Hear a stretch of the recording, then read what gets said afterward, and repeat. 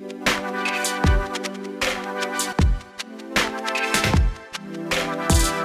right, so this is Katie Pipal. I first met Katie when she reached out to me to come take a tour during her Christmas break of Barefoot Recording Studios.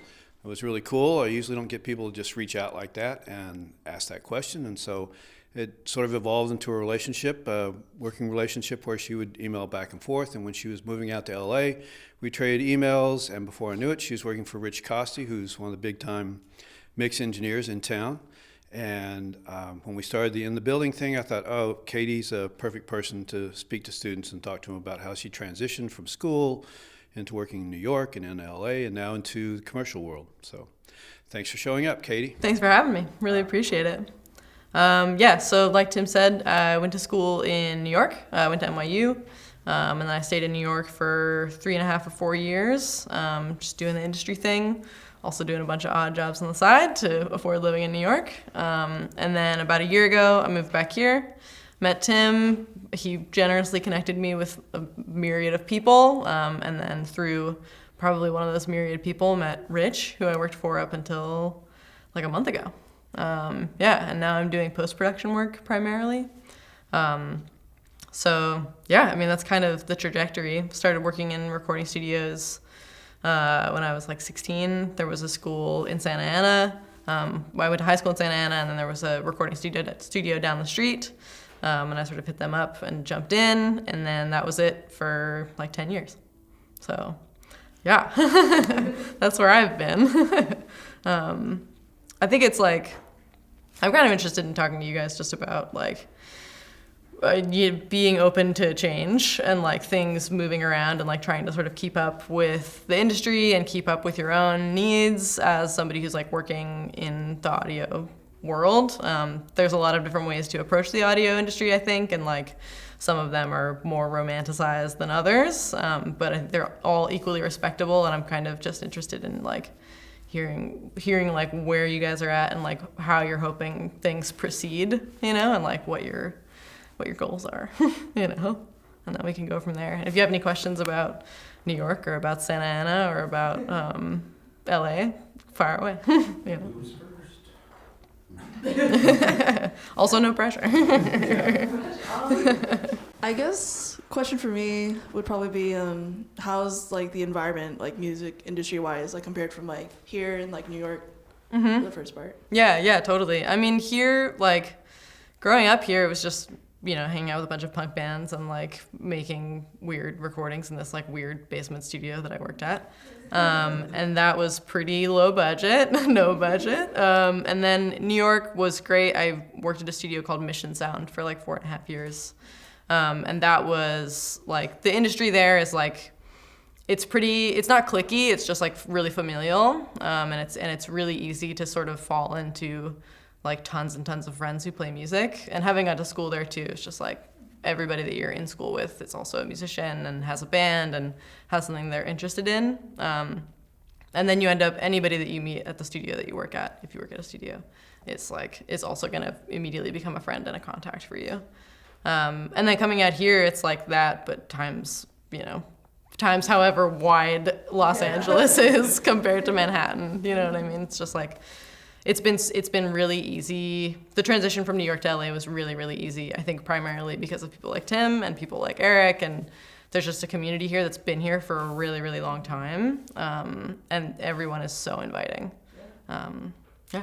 Does that answer that question? Yeah, no, that's okay. Sweet.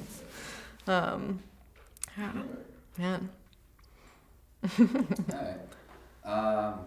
Since you brought up like you've gone from like music and you do post now, like Yeah. what's it like, I guess, mindset and like workflow when you're transitioning between like, let's say you have a music gig one week and then you have a post gig the next week or a live gig the next week? Totally. What's it like transitioning between those? Yeah, it's really easy. It's like it's all the same structure, right? It's all the same information that you've gleaned and have been like trying to grow for the past 10 years or whatever. It's just sort of about I think the primary difference is just this type of people that you're dealing with. Like if you're working with a band, it's like obviously that's so sensitive for them, and it's like it's their art, and you're sort of just this vessel that's helping them get closer to their art. And then working in post, it's like you might be working with an ad agency who like doesn't give a shit, you know what I mean? It's like they care that, you know, they need it all to go according to plan, but there's a very specific plan and there's a very specific end goal. So it's just kind of like recalibrating to be the guy in the room who can either be so sensitive and emotive and empathic and like make a record with somebody, or like just be like, yeah, sure, no problem, record. You know, that's like, you have to be kind of malleable. But all of the tools are the same, which is, you know, thank God. Yeah, post-production has been interesting just because I'm so new to it, and I didn't really do very much of it in college just because I was so focused on engineering. And so kind of the workflow of like going from music where you can kind of just bop around from part of the song to part of the song, and I primarily like mixing, and so it's really easy to just like find your flow and like go with that and trust that it's right. And in post-production, it's kind of like, probably in part because I'm new, but it's like you really have to like, it's so linear. Do you know what I mean? Like you're following a storyline and you're following a character arc, and you're kind of just trying to like, it's not about, I mean, it is absolutely about like evoking that character, but it's also about just like literally following them through the frame and like making sure that you're covering all your bases, you know?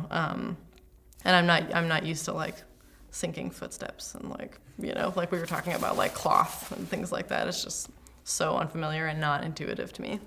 So that's been like a major learning curve for sure. It's just, yeah, totally. So as far as post-production goes, what kind of part of post-production are you in? Are you kind of like a jack of all trades, or are you focusing on, you know, Foley or editing, or right. What is that? Great question. Yeah, I work for a really small company, so we do everything. It's definitely a jack of all trades. Foley, editing, sound design, mixing, VO record, ADR, all of it. It's a small company, so all of us are doing everything. There's not really a hierarchy, which I really appreciate. And it's super collaborative. There's an office in New York. There's an office here. The office here is literally me and one other person. And like, we just like, there's a ton of crosstalk across the country, and we just help each other out and like make sure all of our bases are covered, you know, which is like, yeah, the lack of a hierarchy has been really, really valuable, and like sort of getting away from the like, you're a runner and then you're an assistant and then you're this and then you're that, and like, you know, this like sort of flow that you kind of expect you'll fall into that maybe never actually happens in a linear way for you. It's been really nice to step away from that and just be like, okay, like now I'm gonna do this, and like now I'm also gonna take out the trash, and like now I'm gonna like, you know, get you some water or whatever. There's no rules, which feels good for sure. Yeah. I guess, how did you start then? Because I think you mentioned probably before that you started like in high school or Yeah. something. So how did that like transition you from starting to become like more into this world? Totally. More into the post world, you mean? Yeah. Recording and post. Yeah, totally. I mean, it's like you hear a record and you're like, oh my God, that record sounds incredible. How did they do that? And then you figure out how they did that and you start working in studios, and then it seemed like your parents wanted you to go to college. My parents wanted me to go to college, so I did that. It was, you know, you sort of show up and like, at least with my program, it's an incredible program.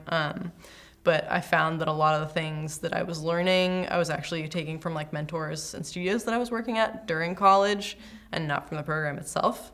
So, you know, there's an inclination to like drop out of school, and there's an inclination to like just follow your heart, and that's totally fine, but I'm glad I didn't do it. I'll say that for all the moms and dads in the room. Yeah, no, so yeah, the college thing was great, but I was also working in studios the entire time, like just trying to stay as busy with external studio work and assisting and running as I was with schoolwork. And that was super vital, because then when I left college, I was able to like stay at that studio and already had connections there and already knew sort of where I was going after college. Whereas a lot of my friends graduated and were like, okay, like, you know, kind of expected to be handed, you know, a job or handed an internship or handed a thing. And it's like, that's not really how it works. You know, I think a lot of people find that you just have to, like, you have to make a fucking effort for sure. Yeah, so yeah, then I stayed at that studio for a long time, and then the LA thing happened, and I came out here, and like I worked at a studio in Eagle Rock for a few months, and then found Rich and worked for him for about a year. And that was like one of the best learning experiences I've ever had. And like you're so responsible for so many aspects of a producer's / mixer's like whole world when you work with them one-on-one. And that was incredible because I was like engineering for bands that I really loved and like mixing and helping mix for bands that I really loved. And like, you know, you're kind of just the entire back end to this person's like, you know, industry that they've made of themselves. But it's also like, that's also really intense. And like, that's also like 14-hour days, like 5 or 6 days a week, you know what I mean? And when you're working for somebody like that, it's crazy because they're often working harder than you are and more than you are. And you're still like sort of pushing your limits in every possible way and like, you know, trying to find boundaries and trying to find space for your personal life and space for like your brain to be thinking about other things and like to take care of yourself, you know? So it got to a certain point and I was just like, I can't do this anymore. And like, I totally just had to dip. Which fortunately for me, Rich Costey is like probably the most understanding gentleman on the face of the earth, and I love him. And he was like, we just talked about it, and that was that. You know what I mean? He totally understood. I think, you know, I've considered myself super, super lucky to work for people who respect personal boundaries and respect that like you have needs and you have limitations, and like at the end of the day, we're all just people, which I think in the music industry is like, it's pretty easy to lose sight of that because again, you're working with somebody's art and like, it's so important to them that they kind of have this monofocus that is just the art, and like all the people that are a part of it are obviously so important and hopefully well loved, but like, you know, there's a lot of rub about like, I need to go like see my kid, or like I need to walk my dog, or like I slept for 2 hours and like would love to sleep for 24, you know? Yeah, so fortunately Rich was cool and I left, and then a couple of weeks later got a gig at this post house.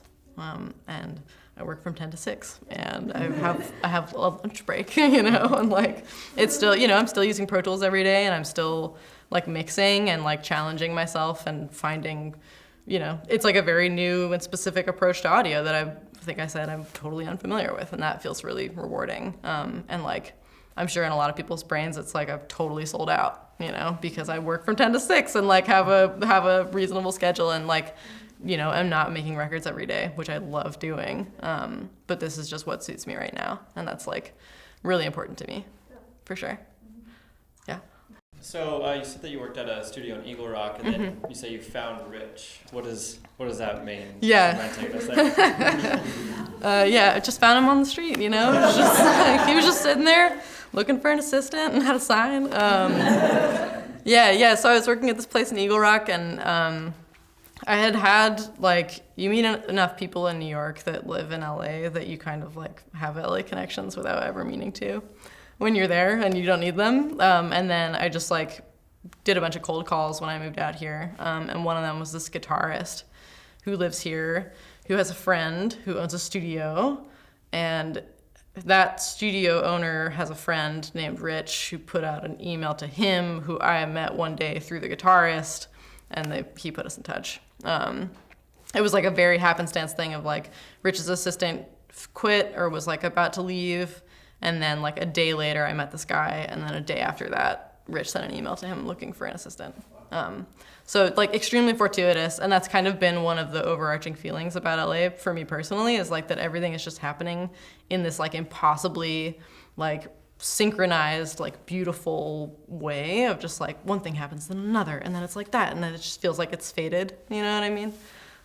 So that's, I've been extremely lucky in that regard. And yeah, Rich was just a part of that like motion, you know? That's really cool. Yeah, it was great. But yeah, I wouldn't know Rich or have worked for him if it hadn't been for like all these other weirdo connections that have happened because of like being in studios and like putting myself out there, you know? And cold calling. Being brave enough to cold call is so important. That's why I'm sitting here. That's why I know Tim. That's how I got my Rich Costey gig. It's just like, you just like send the emails as dumb as they sound or as you feel sending them. It's like no one is gonna mind answering questions. So, yeah. Cool, thank you. Yeah, thank you. So from music to post, that's where we're here now. What do you see yourself doing in the next 5 years? Do you have? I mean, what kind of like? Where's your trajectory from? Yeah, totally. Great question. Hopefully, still both of those things, I guess. I really want to make dance music. I'm like trying to make dance music like pretty hard. I've never really done that before. I'm interested in like sustainability and like keeping up my livelihood. And I'm also interested in mixing records. The sound design thing is very chill right now. I can imagine it not feeling super chill later, just because it's not where I'm coming from, and there is like a big, like I have my own personal stigmas about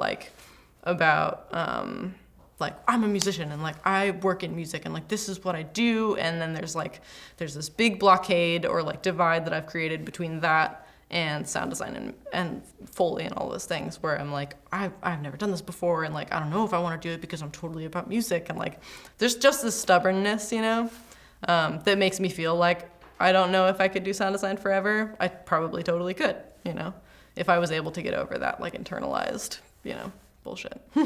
So hopefully like mixing and making some dance music and like living in LA, That's really cool. I think I'm here for a little while, for sure. It's cool to see the flexibility too, just like right. being able to do anything. Yeah. You're well connected, I think. I mean, connections, and then just like being open to like changing your shit up, and like kind of getting over that bullshit blockade of like, I don't do that, it's like, sure you could, and like, why not, because you might learn something new, you might meet somebody who's like just like you and like also likes to make weird dance music, and like then maybe you start a band and you become famous, and I don't know. It's like, I think what's most important to me is just like being open to change and like being open to things not playing out exactly the way you had imagined. It's like when I was 16, I wanted to work in studios for the rest of my life, and like I didn't really know what that meant. You know what I mean? And now that I know what it means, I want to do it all the time if I can, but I can't, and that's just what it is, and it's fine. It's like, it's totally okay to like choose something else, Yeah. Thank you. Let's go to a little more uncomfortable zone. Love it. Okay. Whether starting back in Orange County in Santa Ana, Yeah. or in NYU or New York studios or out here, Yeah. have you felt any sort of gender inequality? Like, Yeah. okay, can you Totally. give examples and how you deal with that and how you'd like to deal with it in the future, and Yeah. what do you think we can do as an industry to sort of change that? Yeah. Poof. Totally. I mean, it's fortunately for me, as somebody who's like pretty masculine of center and like pretty androgynous in physical presentation. I'm non-binary. I'm gender non-conforming. It's like there's it's kind of funny because like in certain studio situations I've found myself feeling like more trusted or more secure because I'm like mask of center, and like I'm just like, I present in a certain way, and like I definitely put on a front when I'm like in a room full of men that I like, there's an insecurity of just like, yeah, I know what the fuck I'm doing, like don't pretend like I don't, I do. But then also like being somebody who's non-binary and being like queer and being female bodied in the recording studio is like, there's a really, really intense like level of communication that should be happening in those moments and that isn't, of just being like, I don't know, like trying to feel secure enough in yourself that you could like trust someone else to not question you, I guess is what I'm trying to say, is really hard for me. There haven't really been any specific moments of sexism blatantly, like somebody saying something shitty. But I think it's a tonal thing for sure, of just like feeling like somebody doesn't trust you, or feeling like somebody feels like you can't be the person to do the job because of what you look like or because of your body type,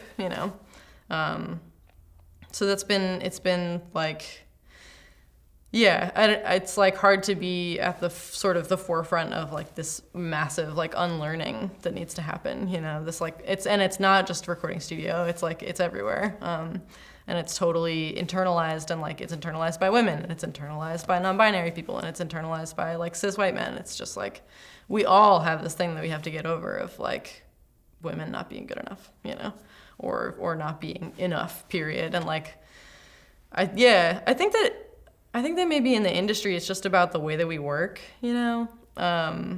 And like, that's not to say like that we need to work from 10 to 6 and then we need to take a break and blah, blah, blah, blah, blah. Like, it doesn't have to be regimented, but I think that it's about like, there's like this really masculine energy of like, go, go, go, and like, get this done and do that. And like, it's gonna be fucking sick, you know? And like, it might be totally fucking sick, but like, there's like a certain level of like sensitivity that I think leaves the room often when you're like working with a bunch of dudes in a studio, that I think should stay. And like, that I think that people should be mindful of, and like, that we should just like, you know, it's like, I totally understand going to the recording studio and not wanting to worry about like how anybody's feeling on a particular day, but like, yeah, but how are you feeling on a particular day, you know? And like, that's important, and like totally feeds into the type of work that you do that day, and like could absolutely make a record way more great, you know what I mean?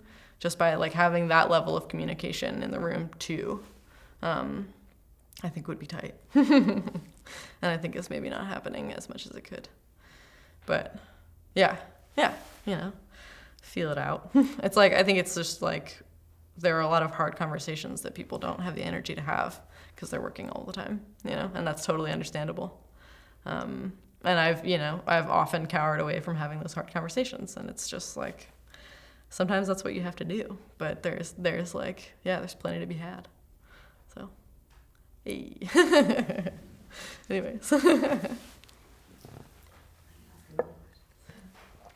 What's a very specific skill that you learned in school or from your mentors that you use all the time? And what's a skill that you wish somebody had taught you like 7 or 8 years ago that you really would like to have mastered by this point? Totally. Great question.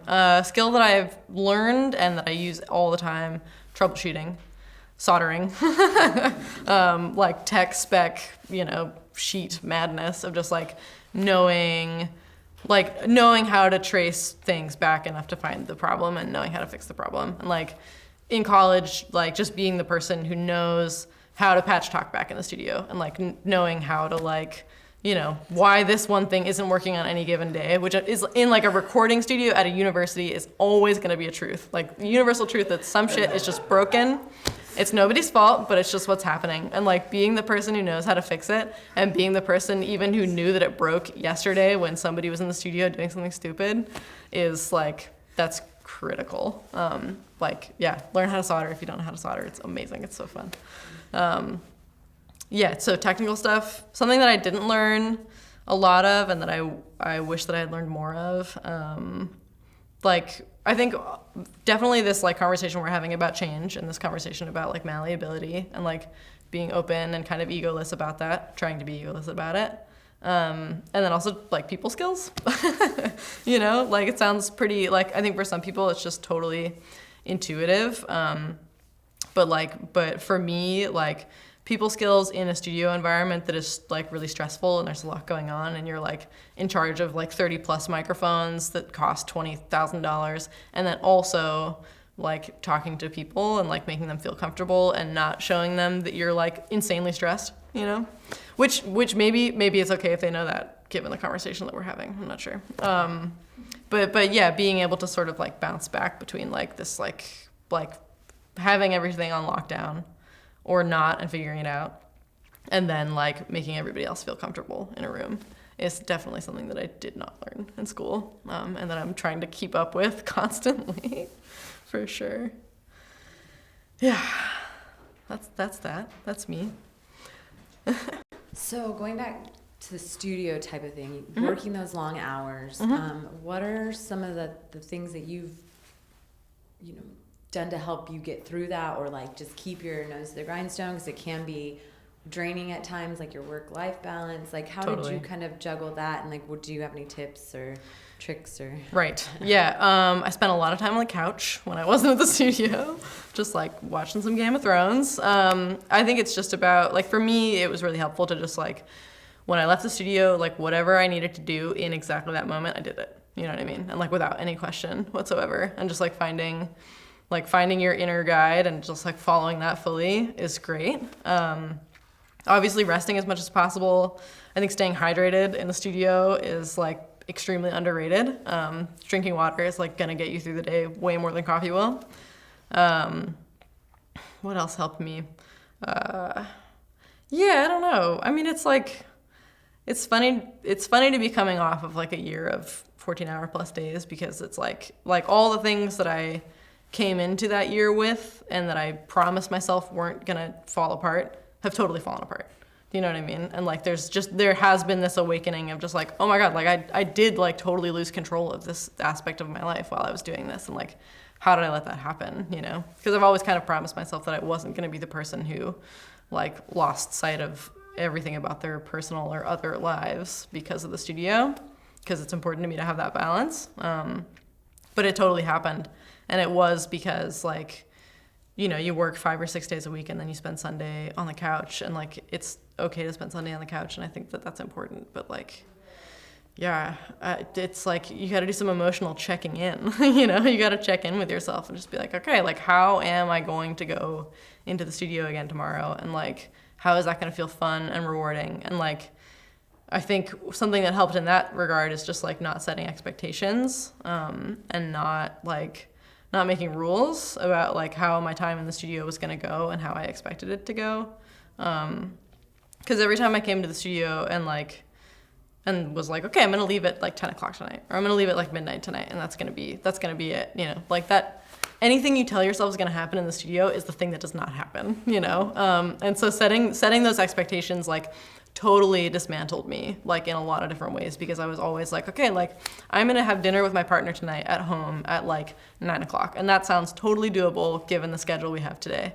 And then it wouldn't happen, and it would be like, the fact that it wasn't able to happen wouldn't be my fault. It would be the studio's fault, you know, or it would be the band's fault, or it would be like, I would externalize it and make it a problem outside of myself. And like, for a lot of people, that is a problem, you know, given just the way that studios flow.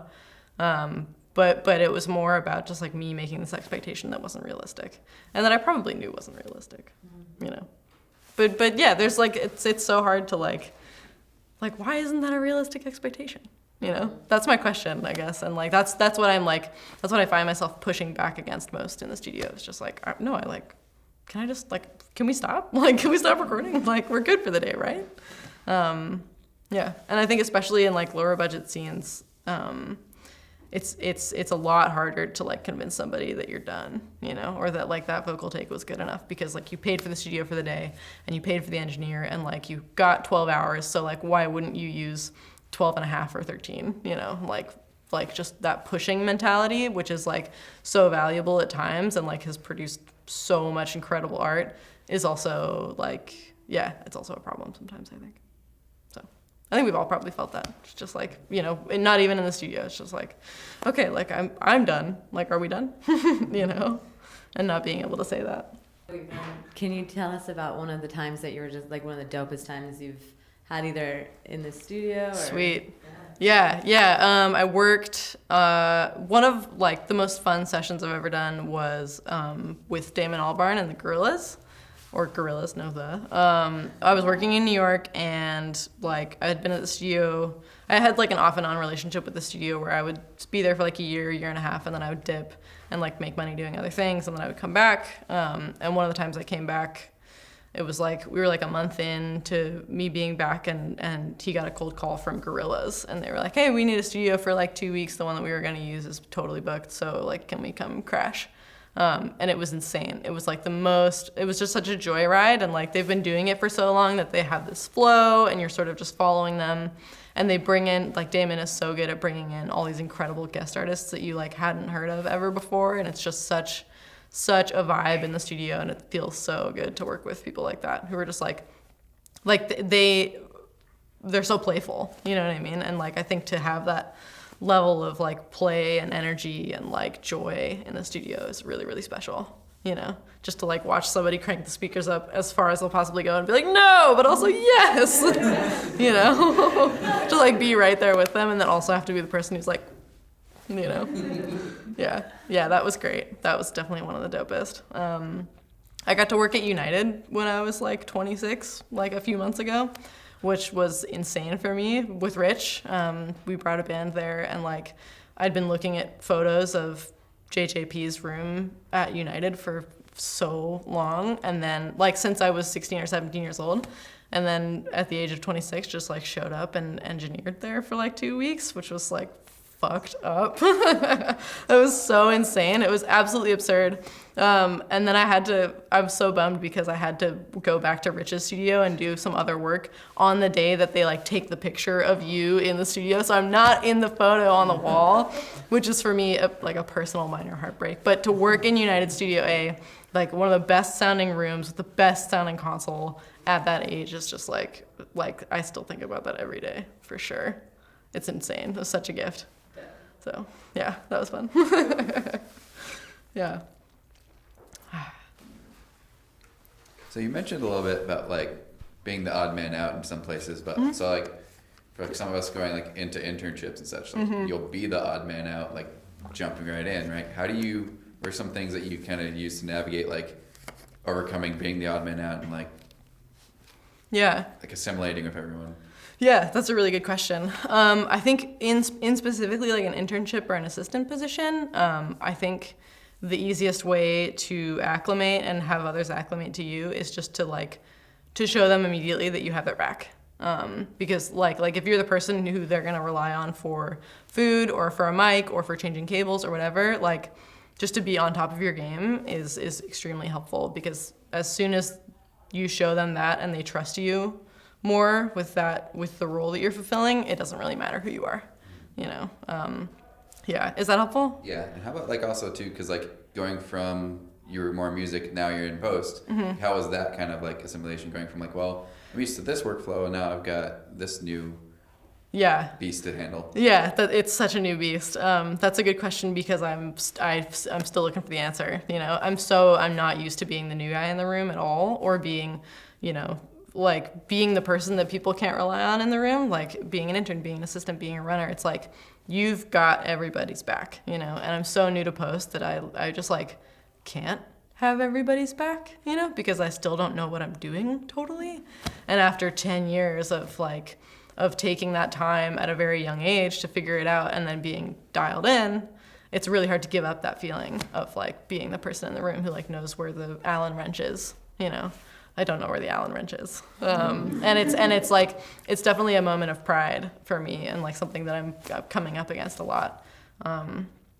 It's hard to ask questions. Like the older you get, the harder it is to ask questions that you feel like are dumb.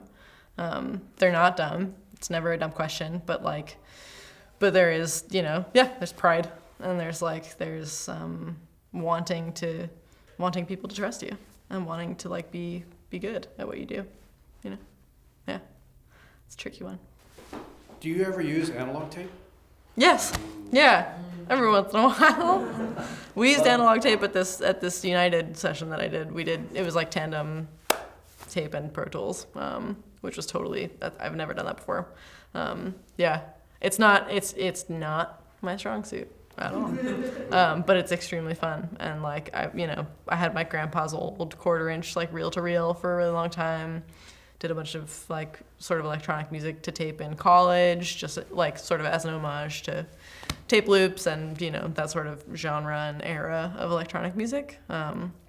Yeah, it's, you know, it's an incredible thing to know how to operate and navigate a tape machine, and like I think it's really, really valuable to sort of read back through the old, like I have this old ancient like red book called like the Assistant Engineer's Handbook, and like it's just like this thing that my first mentor ever gave me, and it's like it has so much about just like knowing how to clean the tape machine and knowing how to bias the tape machine and knowing how to like, you know, just how to work with tape. And it's satisfying to know that stuff, and it's also satisfying to like be so tactile with something. I think that's like definitely a struggle for me, is to find the balance between being in the computer and like staring at the screen and like, you know, a kick drum coming from the computer versus like putting a mic on something and tracking it to tape is like totally special, you know. And I think a lot of people spend a lot of time thinking about or trying to figure out how like the electricity that gets put on tape is so different than the electricity that gets spat into a computer. And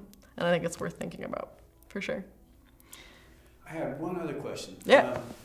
When you were working for Rich, Yeah. like what really killer things did you learn that wouldn't give away his secret sauce of mixing and stuff. But Yeah. what are some cool things you learned about mixing? Maybe in theory from Rich. Yeah, totally. I mean, there are definitely, a couple like tools of the trade, like family secret things that I'm sure he wouldn't mind if I shared, but maybe I won't, just in case. What did I learn about mixing from Rich? I mean, it's like Rich has been doing this for so long and in so many different capacities that like just to like. If you ever work for a mixer, make sure it's somebody who like still uses some analog gear and like that you have to do recalls for, and that like just to fuck up a recall a few times and like have the mix not come back and not being able to figure out why was like A, the most vulnerable I've ever felt in my entire life, and B, like so informative because it makes you think about signal flow like so hard, and you really have to know what's feeding into what and remember that in order to understand why your mix isn't coming back. And that for me was like a total learning curve that I hadn't ever experienced before. Otherwise, I mean, Rich is like constantly in the pursuit of what is going to sound best, and that for me, like I've never watched somebody be so tireless about how to take their mix to the next level and like and to approach that challenge from every possible angle of like, okay, like what do we do? Like his setup is changing constantly, and like what we're using to monitor and the console and preamps and like line level XYZ is always changing because he's always trying to like find what's holding him back, you know what I mean? And like to try and find this place or this setup that makes you feel like you're hearing things the most clearly and like you're most able to translate what you're trying to do to a mix into the box is incredible. So yeah, I mean, I think you have to be tireless. I think you have to be totally tireless in order to like be a mixer who's going to stand out in the crowd. And that's something that he taught me really, really well. Also, like using drum samples and like using sample enhancement is like a huge thing that I'd never really messed with before. There's plenty of ways to go about that. Thinking about phase when you're using drum samples is huge. Yeah, all sorts of stuff. Does that answer that question? Yes. Okay. Yeah. If anybody has a question, I mean, I'm interested in like, because you guys are almost like primarily students or like coming off of internships or getting into the studio more and more, like if you guys had any questions about like work dynamics or like we were talking about like not feeling like the odd man out in the room, like just sort of like general behavioral atmospheric things. If anybody had any questions about stuff like that, I think that like, for me coming into studios for the first time, it was so hard to be like, okay, how do I be in the room, Yeah. So we've all covered that it's long days, it's hard work, it is cool to be here. Sometimes you're not feeling that bright, cheerful, like that's Totally. kind of who I am all the time or a lot of the time, but some days I'm just not feeling that, and like how to deal with those off days that you have and like bringing that to the studio where you have to be because it's your livelihood, and it's like, but right. how do you kind of Yeah. that around? Yeah. Something I struggle with. Yeah, no, I mean, everybody does. And it's like, that's just the nature of being a human is that you don't always feel fantastic. Yeah, I mean, I think like the easiest way, it's hard to teach yourself to like shirk that energy off when you show up for work. But I think if you can, just like, you walk through the doors, you take a deep breath, and then like, just like finding some really small thing to like find some joy in. It's like right now I can hear somebody playing a Wurlitzer like in the next room, and like that's amazing. Like it's so nice to just like be around music and to like, and it's so hard to remember that when you're doing it every day. But like, just the little things, or like the way something says something to you, the way that someone says something to you, or like, I think that there are moments throughout the day where you can find like equal joy or like distaste for that moment, and like to just try and choose the joy is hard but worth trying. All right, Katie, thanks very much for joining us here today with Thanks for students from having Cal State LA and Cal State Dominguez Hills. Thanks very much. We appreciate it, everybody. Thank you to Katie People. Yeah, thank you guys so much. Thanks for having me. Sweet. Yeah. If you guys ever have any other questions, just hit me up on the internet or in person or whatever. I'm very around. Got a very regular schedule now.